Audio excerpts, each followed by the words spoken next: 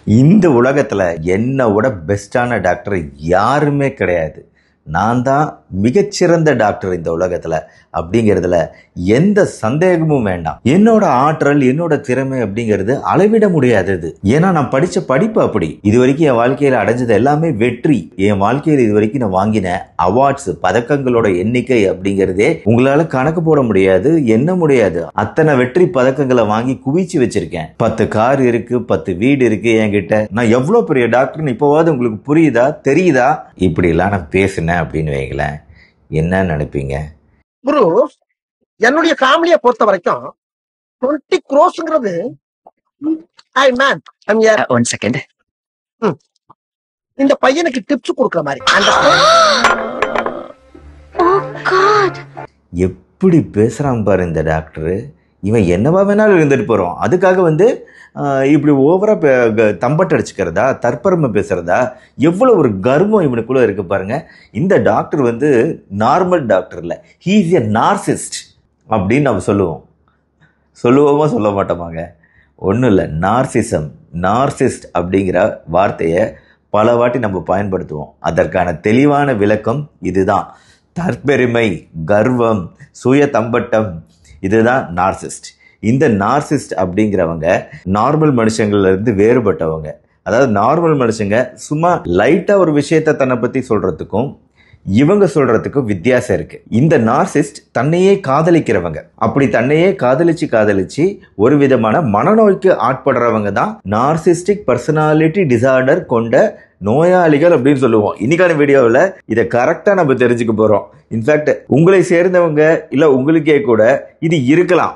ஆனா இது இருக்குன்னு தெரியாமையே நீங்க வாழ்ந்துகிட்டு இருக்கலாம். அதனால அதை தெரிஞ்சுக்கிறது எப்படி அப்படிங்கிற கேள்விகளும் இந்த வீடியோவில் இருக்க ஒரு 9 கேள்விகள். அதை நீங்க ஆன்சர் பண்ணீங்கன்னா உங்களுக்கு அந்த பிரச்சனை இருக்கா அப்படிங்கிறது தெரிஞ்சிடும். இல்ல நீங்க நார்மலா அப்படிங்கிறதையும் தெரிஞ்சுக்கலாம்.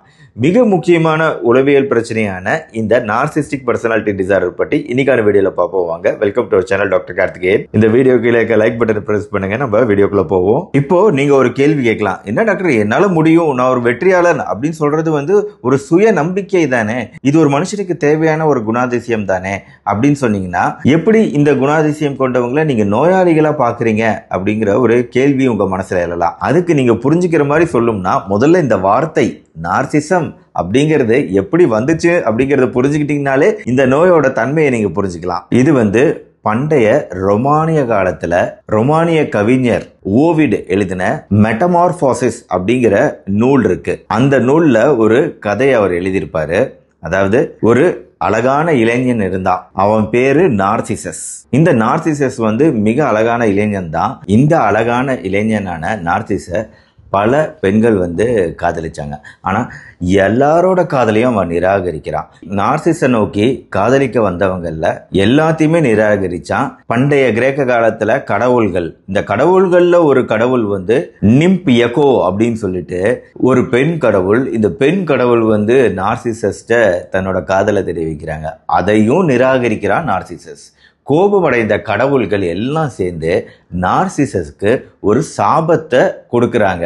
அந்த சாபம் என்னன்னா, நீ யாரையுமே காதலிக்க மாட்டேங்கிறல்ல, இனிமே நீ உன்னை மட்டுமே காதலிப்ப, அந்த காதலாலேயே நீ வீழ்வாய், உன்மேல் உள்ள காதலாலேயே நீ வீழ்வாய் அப்படிங்கிற ஒரு சாபத்தை கொடுத்துட்றாங்க.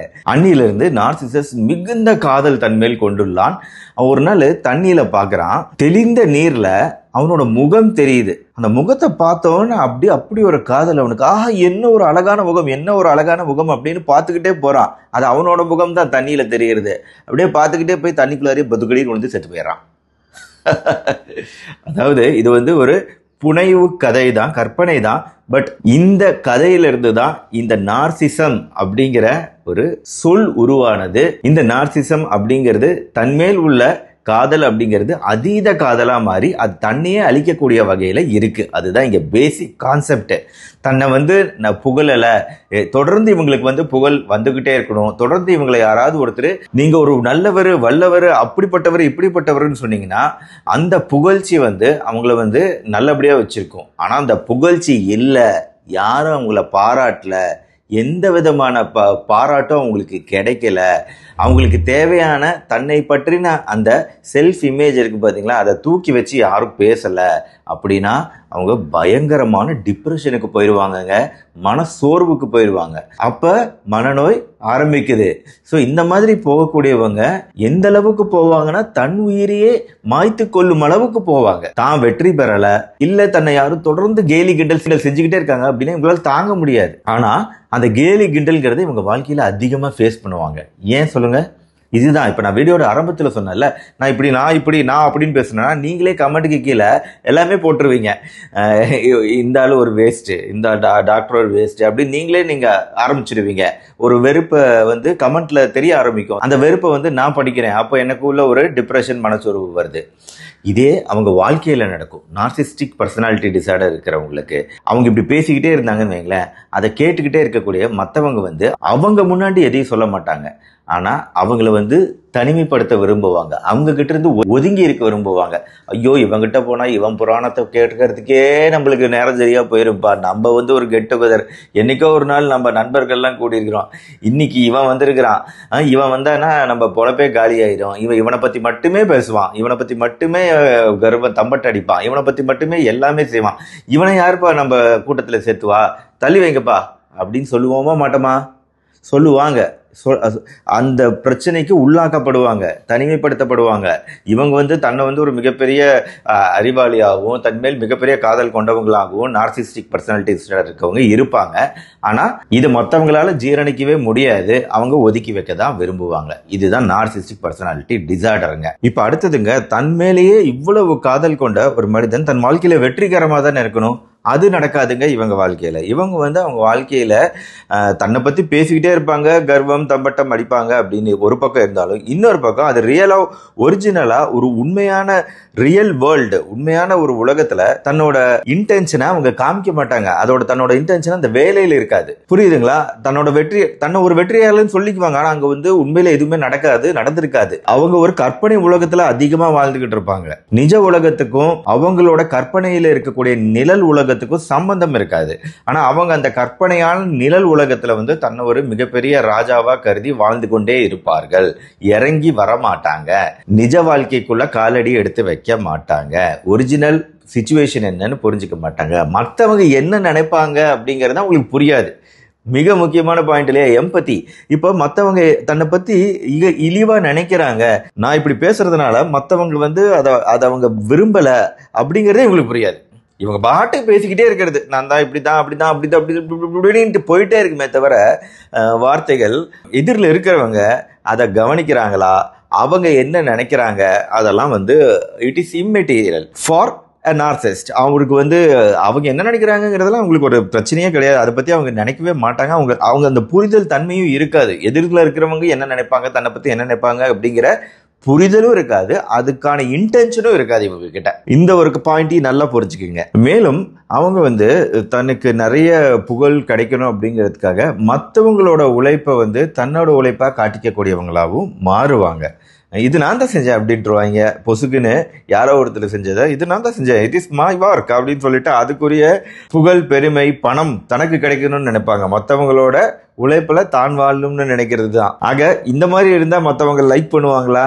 ஸோ அது ஒரு ப்ராப்ளம் இல்லையா? இப்படி நம்ம செய்யறதுனால அவங்க செஞ்ச உழைப்ப வேலையை தன்னோட உழைப்பா காட்டிக்கிறதுனால அவங்க காயப்படுவாங்க. அதுவும் இவங்களுக்கு புரியாது. அந்த ஒரு புரிதல் உணர்வும் இவங்களுக்குள்ள இருக்காது. இப்போ இதே குணாதிசயம் மன வாழ்க்கையில் கணவன் மனைவி இடையேவும் நடக்கும். இதே விஷயம், கணவன் தன்னை பற்றி மட்டுமே பேசிக்கிட்டு தான் இப்படி தான் அப்படிங்கிற மாதிரியே தொடர்ந்து பேசிக்கிட்டு மனைவியை ஒரு வேலைக்காரியாக மட்டுமே நடத்துறது அப்படிங்கிறது ஒரு நார்சிஸ்டிக் பிஹேவியர், ஒரு நார்சிஸ்டிக் மனிதன் செய்யக்கூடிய வேலை. ஸோ இந்த மாதிரி கணவன் மனைவி உறவுகள்லையும் மிகப்பெரிய விரிசல் உருவாக வாய்ப்பு இருக்கு இந்த நார்சிசம் குணாதிசயம் கொண்டவங்கள்ல. மெயினாக இது எப்படி வருது, இந்த மாதிரி ஒரு குணாதிசயம் ஒருத்தருக்கு வருது அப்படின்னு பார்க்கும்போது, அதாவது ட்வின்ஸ், இரட்டையர்கள், ஒரே கருவில் உருவான இரட்டையர்கள்ல ஒருத்தருக்கு இந்த நார்சிஸ்டிக் பிஹேவியர், கர்வம், தற்பெருமை குணாதிசயம் அதிகமாக இருக்கு அப்படின்னா அதே குணாதிசயம் இன்னொருத்தருக்கு இருக்கு. அப்போ என்ன தெரிய வருது, இது ஜெனட்டிக்கு பரம்பரை காரணங்கள் இதில் இருக்கு, ஒரு ரோல் இருக்கு. ஆனால் இதை புரிஞ்சுக்கிட்டு தன்னோட இயல்பு வாழ்க்கையை பாதிக்கக்கூடிய வகையில் தன்னோட தற்பெருமையும் கர்வமும் சுய தம்பட்டமும் இருக்கு அப்படிங்கிறத புரிஞ்சுக்கிட்டாங்கன்னு வச்சுக்கோங்களேன், அவங்க அதுலேருந்து வெளியே வர ஆரம்பிச்சாங்கன்னு வச்சுக்கோங்களேன், அது வந்து ஒரு மிகப்பெரிய விஷயம். அது உடனே மற்றவங்கள் இடையே ஒரு நல்ல ஒப்பீனியனை ஏற்படுத்தும். சமுதாயத்தில் மற்றவர்களோட இணைந்து வாழ்வதற்கு ஒரு வாய்ப்பு உருவாகும்.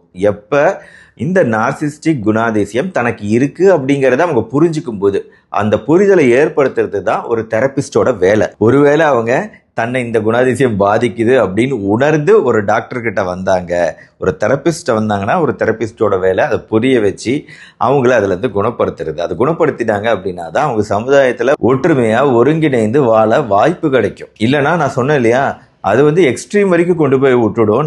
நம்மளை யாரும் பாராட்டல அப்படின்னா அந்த ஏக்கம், அந்த இயலாமை வந்து ஒரு கடைசி கட்டத்துக்கு கொண்டு போய் விட்டுரும். அடுத்தது சிறு வயது முதல் வரக்கூடிய எக்ஸ்பீரியன்ஸ், அந்த உணர்ச்சி பூர்வமான தாக்கங்கள் சிறு வயதில் அவங்களுக்கு ஏற்பட்டிருக்கும். அது அந்த வளர்ப்பு முறையில் உண்டான ஒரு பிரச்சனையினால மேபி பெரியவங்களாகும்போது தன்னை பற்றி மிக அதிகமாக பேசி தன்னையே காதலிக்கிறது அப்படிங்கிறது ஒரு மனநோயாக மாறிடுது அப்படிங்கிறது இன்னொரு தியரி. சரிங்க, ஏதோ ஒரு காரணத்தினால வருது, இதை எப்படி நம்ம எதிர்கொள்ளணும்? அதாவது வாழ்க்கையில் வந்து இந்த நார்சிசம் தன்னை வந்து ஒரு பெருமையாக நினைக்கிறது, தன்னோட குணங்கள் அதை வந்து பாசிட்டிவாக நினைக்கிறது, தான் வெற்றி பெற முடியும் அப்படிங்கிற நம்பிக்கையோடு இருக்கிறது, இதெல்லாம் வந்து ஓரளவுக்கு ஒவ்வொரு மனுஷனுக்கு தேவையான குணாதிசயங்கள்.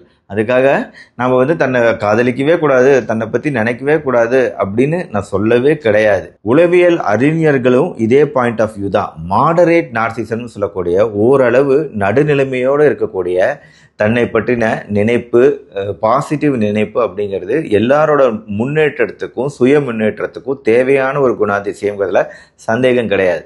ஆனால் எப்போ அது கொஞ்சம் அதிகமாக மாறுதோ, பேலன்ஸ் தவறுதோ, அப்போ நம்ம வீழ்ந்து விடுகிறோம். நம்மளோட வீழ்ச்சி ஆரம்பிச்சிருச்சு. இந்த பக்கம் நம்ம பக்கம் சாஞ்சிட்டோம், நம்ம பக்கம் சாஞ்சிட்டா நம்மளுக்கு வீழ்ச்சி தான். அதனால் பேலன்ஸ் ரொம்ப ரொம்ப முக்கியம். அதுதான் இதில் மெயின் பாயிண்ட்டு. நம்மளோட இயல்பு வாழ்க்கையை பாதிக்கக்கூடிய வகையில் என்றைக்குமே மாறக்கூடாது நம்மளோட குணாதிசயங்கள். நம்ம இயல்பு வாழ்க்கை மாறுது, நம்மளோட திங்கிங் மாறுது, ஐயோ நம்மளை பற்றியே நம்ம நினச்சிட்டு இருக்கோம் அப்படிங்கிறது உங்களுக்கு தோணுச்சு அப்படின்னா நீங்கள் உடனடியாக ஒரு தெரபிஸ்டோட ஹெல்ப்பை நாட வேண்டும். இதுக்கு வந்து மருந்து மாத்திரைகள் அப்படிங்கிற கான்செப்டே கிடையாது. இது வந்து ஒரு பிஹேவியர், நம்மளோட செயல்பாடுகள் குறித்த ஒரு பிரச்சனை. அதுவும் ஒவ்வொருத்தருக்கும் ஒவ்வொரு மாதிரி வேறுபடும். ஒருத்தர் அரகண்டா இருப்பாங்க, பயங்கர அரகண்டா, அப்படியே ரொம்ப எக்ஸ்ட்ரீமா பிஹேவ் பண்ணுவாங்க. அப்ப அதை புரிய வைக்கணும். சில பேர் மற்றவங்க என்ன உணர்றாங்க அப்படிங்கிறத புரிஞ்சுக்க மாட்டாங்க, அதை புரிய வைக்கணும். சில பேர் தன்னை பற்றி பேசிக்கிட்டே இருப்பாங்க, ஓவர் டாக்கிங் நடந்துக்கிட்டு இருக்கும், அதை புரிய வைக்கணும். இப்போ ஒவ்வொருத்தருக்கும் ஒவ்வொரு விதமான ப்ரெசன்டேஷன் இருக்கு. அந்த எக்ஸஸா அதிகமாக நடக்கக்கூடிய விஷயம் என்னவோ அதை மட்டும் புரிய வச்சு அவங்க அதை புரிஞ்சுக்கிட்டாங்க அப்படின்னா, இந்த வீடியோவில் நடுவுலையே நான் இதை அடிக்கடி சொல்லிக்கிட்டே வரேன், அந்த பேஷண்ட்டு சொல்லக்கூடாது, பட் இருந்தாலும் பேஷண்ட்டு தான்.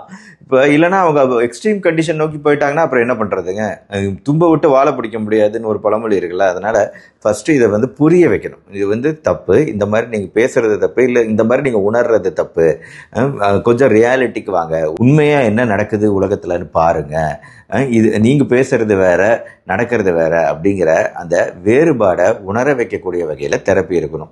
நீங்களுமே வந்து உங்களுக்கு ஏதாவது டவுட் இருக்குது அப்படின்னா எனக்கு மெயில் அனுப்புங்க, karthikspm@gmail.com எல்லா வீடியோக்குள்ளேயும் என்னோட டிஸ்கிரிப்ஷனில் இருக்கும்.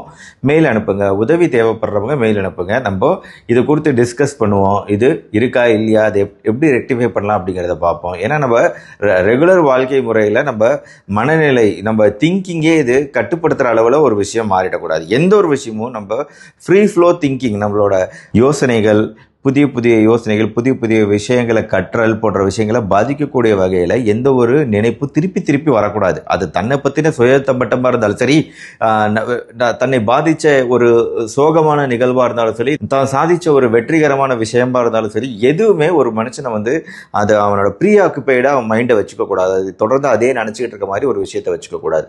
நம்ம எப்பவும் அடுத்தடுத்த விஷயங்களை நோக்கி பயணம் பண்ணுறது தான் வாழ்க்கை.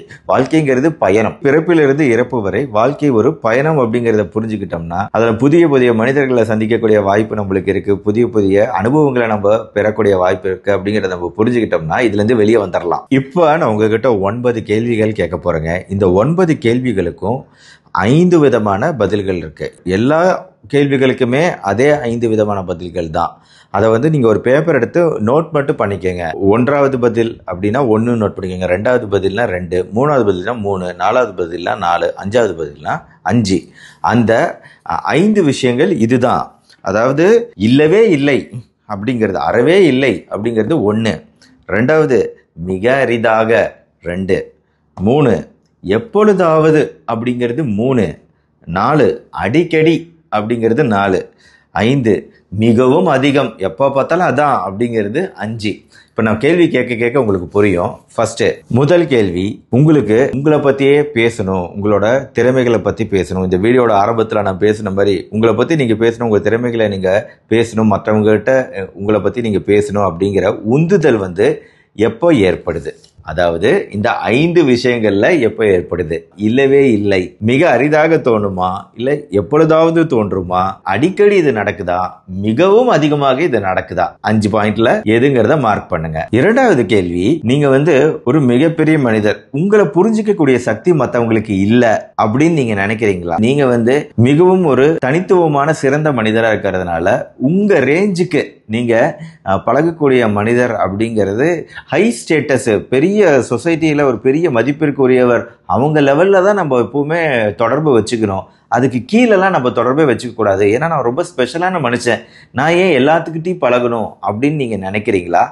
அதை வந்து 1லிருந்து 5க்குள்ள நீங்க மார்க் பண்ணுங்க. 3வது கேள்வி, மற்றவர்களை பயன்படுத்தி நீங்க வந்து அதன் மூலமா பலன் அடையணும் அப்படின்னு விரும்புறீங்க பாத்தீங்களா? அது எப்பப்ப நடக்குது? மற்றவர்கள் வந்து ஒரு வேலையை செய்யறாங்க, அந்த பயன்படுத்தி நாம அதை நம்மளோட வெற்றியா காமிச்சுக்கிறது எப்பப்ப நடக்குது? 1லிருந்து 5க்குள்ள இதை ஆன்சர் பண்ணுங்க. 4வது கேள்வி, மற்றவர்களை உங்களை பாராட்ட வேண்டும் அப்படிங்கிற அந்த எண்ணம் வந்து எப்பப்பெல்லாம் நடக்குது? 1லிருந்து 5க்குள்ள ஆன்சர் பண்ணுங்க. 5வது கேள்வி, உங்கள் நார்மல் வாழ்க்கையில் பகல் நேரத்தில் கூட, இரவு நேரத்தில் தூங்குறதுக்கு முன்னாடி உங்களோட கனவுகள் வேணா, நான் இப்படி ஆகணும் அப்படி ஆகணும், பயங்கரமான பணக்காரன் அப்படிங்கிற மாதிரி, பயங்கர இன்டெலிஜென்ட்டு, பயங்கர அறிவாளி அப்படின்னு நினைக்கிறீங்க. இது வந்து தூங்குற நேரத்துலையோ ஏதாவது ஒரு நேரத்தில் ஒரு கற்பனை உங்களுக்கு எப்பயாவது தோணலாம். ஆனால் எப்போ பார்த்தாலும் இது தோணிக்கிட்டே இருக்கா? நாள் பூரா இந்த கற்பனை உலகம் அப்படிங்கிறது, அந்த உலகத்தில் நீங்கள் வாழ்ந்துகிட்டு இருக்கீங்களா? இது வந்து எப்படி வேணா இருக்கலாம். ஒன்று இல்லவே இல்லைன்னு சொல்லலாம், இல்லைனா வந்து இது எப்பொழுதாவது நீங்க நினைக்கக்கூடிய ஒரு விஷயம் தானே, சம்வாட் எப்பயாவது நினைக்கலாம், மிக அரிதாக நினைக்கலாம், அடிக்கடி இந்த எண்ணங்கள் தோன்றலாம், அந்த கற்பனை உலகம்ங்கிறது தோன்றலாம். அது உங்களுக்கு தான் தெரியும். அதனால 1லிருந்து 5க்குள்ள மார்க் பண்ணுங்க. இப்போ அடுத்து 6வது கேள்வி, ஒரு மிகப்பெரிய விஷயம் நடந்திருக்குது, அதை வந்து மற்றவங்க பண்ணியிருக்காங்க, அவங்க பண்ணின விஷயம் வந்து உங்களால் நடந்தது அப்படிங்கிற எண்ணம் தோன்றுதா? சென்ஸ் ஆஃப் என்டைட்டில்மெண்ட்னு சொல்லுவோம். ஒரு விஷயம் நடந்திருக்கு, அது நல்ல விஷயம் அப்படின்னா அந்த நல்ல விஷயம் வந்து உங்களால் நடந்தது அப்படின்னு நீங்க மற்றவங்க செஞ்சது, அதுக்கு வந்து நீங்க உரிமை கொண்டாடுற மாதிரி உங்களுக்கு தோணுதா? உங்களுக்கு இதனாலதான் நடந்துச்சு, நான் இல்லைன்னா இது நடந்திருக்காது அப்படின்னு உங்களுக்கு ஒரு உணர்வு வரும் இல்லையா? இது எல்லா விஷயங்களையும் ஏற்படுதா எப்படிங்கிறத அந்த 1 to 10க்குள்ள மார்க் பண்ணுங்க. 7வது, இது மிக மிக முக்கியம், மற்றவங்க என்ன உணர்றாங்க அப்படிங்கிற புரிஞ்சுக்கிற அந்த தன்மை இருக்கு பாத்தீங்களா? அதுக்கு பேர் எம்பத்தின்னு சொல்லுவோம். அந்த தன்மை, மற்றவங்க என்ன நினைப்பாங்க அப்படிங்கிறத நீங்க என்னைக்காவது யோசிச்சு பார்த்திருக்கீங்களா? அப்படி யோசிச்சு பார்த்துருக்கீங்க அப்படின்னா எவ்வளோ ஃப்ரீக்வெண்ட்டாக யோசிச்சு பார்த்துருக்கிறீங்க? யோசிச்சே பார்த்தது இல்லைன்னா 1 இல்லை, நான் தொடர்ந்து அதை யோசிச்சு பார்ப்பேன், மற்றவங்க என்ன நினைப்பாங்க, அவங்க இதை குறித்து வருத்தப்பட மாட்டாங்களா, இதை குறித்து அவங்க சந்தோஷப்படுவாங்களா, கவலைப்படுவாங்களா, இந்த மாதிரி எண்ணங்கள் உங்களுக்கு வருமா வராதா? இது வந்து 1லிருந்து 5க்குள்ள மார்க் பண்ணுங்க. 8வது மிக முக்கியமான கேள்வி, மற்றவங்க உங்களை பத்தி ஜென்ரலா என்ன, பொதுவா என்ன நினைக்கிறாங்க? நீங்க வந்து ஒரு அரகண்டான பர்சன், இவர்கிட்ட யார் போய் பேசுவா அப்படின்னு உங்ககிட்ட இருந்து அவங்க விலகி போவாங்க அப்படின்னு நீங்க நினைக்கிறீங்களா? இவர்கிட்ட யார் போய் பேசுவா, ரொம்ப கோவக்கார மனுஷன், நம்ம என்ன சொல்ல வர்றோன்னு இவங்க கேட்க மாட்டாங்க அப்படிங்கிற மாதிரி மற்றவங்க உங்களை பத்தி நினைக்கிறாங்களா? மற்றவங்க உங்களை பத்தி அப்படி நினைக்கிறாங்களா? அப்படி நினைக்கிறாங்க அப்படின்னா அது எப்பப்பெல்லாம் நடக்குது? 1, எப்பவுமே அப்படி நடக்கிறது இல்லை சார். 5, எப்போ பார்த்தாலும் இதான் சார் நடக்குது, எப்போ பார்த்தாலும் என்ன அப்படி தான் நினைக்கிறாங்க மற்றவங்க அப்படின்னா 5ன்னு மார்க் பண்ணுங்க. 9வது கேள்வி, நீங்கள் வந்து மற்றவங்கள பார்த்து ரொம்ப அடிக்கடி பொறாமப்பட்டுக்கிட்டே இருக்கீங்களா? அதே மாதிரி மற்றவங்களும் உங்களை பார்த்து ரொம்ப பொறாமப்படுறாங்க அப்படின்னு நீங்கள் நினைக்கிறீங்களா? இந்த 2 எண்ணங்களும் எப்பப்பெல்லாம் ஏற்படுது? அடிக்கடி ஏற்படுதா, ஏற்படுறதே கிடையாதா, இல்லை அதிகமாக ஏற்படுதா? பொறாமை குணம் அப்படிங்கிறது உங்களுக்காக பொறாமை வருது, மற்றவங்களும் உங்களை பார்த்து பொறாமப்படுவாங்க அப்படின்னு நினைக்கிறீங்க. இந்த விஷயம் எப்படி நடக்குது? 1லிருந்து 5க்குள்ள மார்க் பண்ணுங்க. ஆக மொத்தம் இப்போ 9 கேள்விகளுக்கு 1லிருந்து 5க்குள்ள ஒன்று மார்க் பண்ணியிருப்பீங்க, ஒரு நம்பரை மார்க் பண்ணியிருப்பீங்க. அந்த நம்பர் எல்லாத்தையும் கூட்டுங்க. முதல் கேள்விக்கு 2, இரண்டாவது கேள்விக்கு 3 அப்படிலாம் மார்க் பண்ணியிருப்பீங்க. அப்போ 2 + 3 அந்த மாதிரி கூட்டிக்கிட்டே வாங்க. 9 கேள்விகளுக்கான பதிலை நீங்கள் கூட்டி அந்த கூட்டுத்தொகை எண் என்ன, அந்த நம்பர் என்ன அப்படிங்கிறத கமெண்ட் செக்ஷனில் போடுங்க. அதை வச்சு நம்ம டிஸ்கஸ் பண்ண முடியும். இது எந்த மாதிரி பிரச்சனை அப்படிங்கிறது. இது ஒரு உளவியல் சோதனை, பரிசோதனை, அவ்வளோதான். சில பேர் தெரியாமையே வாழ்ந்துட்டு இருப்போங்க. நம்மள சில பேருக்கு இது தெரியாமையே வாழ்ந்துட்டு இருக்காங்க இல்லையா, அவங்களுக்குலாம் இது ரொம்ப யூஸ்ஃபுல்லான ஒரு கேள்வி பதில். அதனால தான் இதை நான் கேட்டேன். எனிவே, இந்த நார்சிஸ்டிக் பர்சனாலிட்டி டிசார்டர் குறித்த ஒரு கம்ப்ளீட் முழுமையான புரிதலை இந்த வீடியோ மூலமாக உருவாக்கியிருக்கேன் அப்படின்னு நான் நம்புகிறேன். இந்த வீடியோ உங்களுக்கு பிடிச்சிருந்துச்சுன்னா லைக் பண்ணி உங்கள் ஃப்ரெண்ட்ஸ் ரிலேட்டிவ்ஸ்க்கெலாம் ஷேர் பண்ணுங்கள். நம்ம சேனல் டாக்டர் கார்த்திகேயன் சப்ஸ்கிரைப் பண்ணி ஃபாலோ பண்ணிக்கோங்க. தொடர்ந்து இந்த மாதிரி மருத்துவ வீடியோக்கள் பார்க்க மறுபடியும் நாளைக்கு பார்ப்போம். நன்றி, வணக்கம்.